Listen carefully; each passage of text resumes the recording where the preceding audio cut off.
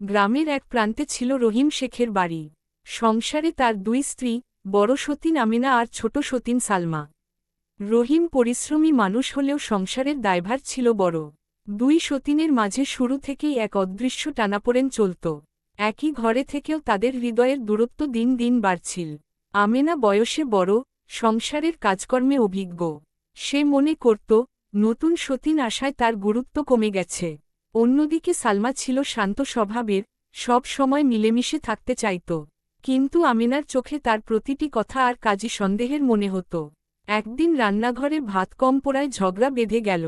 আমেনা অভিযোগ করল, সালমা ইচ্ছে করে চাল নষ্ট করেছে। সালমা কিছু বলল না, চোখের জল গোপনে মুছে নিল। রহিম কিছু বুঝে উঠতে পারল না, শুধু বলল, সংসারে শান্তি থাকলে আল্লাহ খুশি হন। দিন গড়াতে গড়াতে ঝগড়া আরও বাড়তে লাগল। প্রতিবেশীরাও ফিসফিস করতে শুরু করল।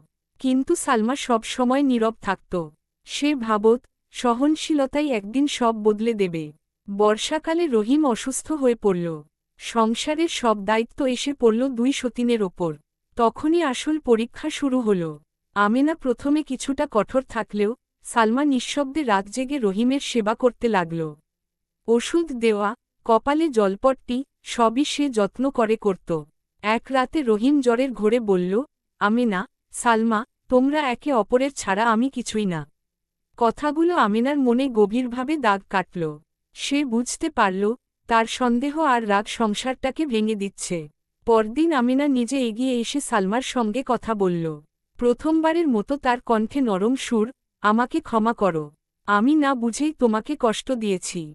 সালমা অবাক হলেও শান্ত হাসি দিয়ে বলল, সংসার মানে তো ক্ষমা আর সহনশীলতা। সেই দিন থেকে দুজনের সম্পর্ক বদলাতে শুরু করল। তারা কাজ ভাগ করে নিল, একে অপরের পাশে দাঁড়াল। গ্রামের লোকজনও অবাক হয়ে দেখল, যে বাড়িতে প্রতিদিন ঝগড়া হতো, সেখানে এখন হাসির শব্দ। কয়েক মাস পর রহিম পুরোপুরি সুস্থ হয়ে উঠল।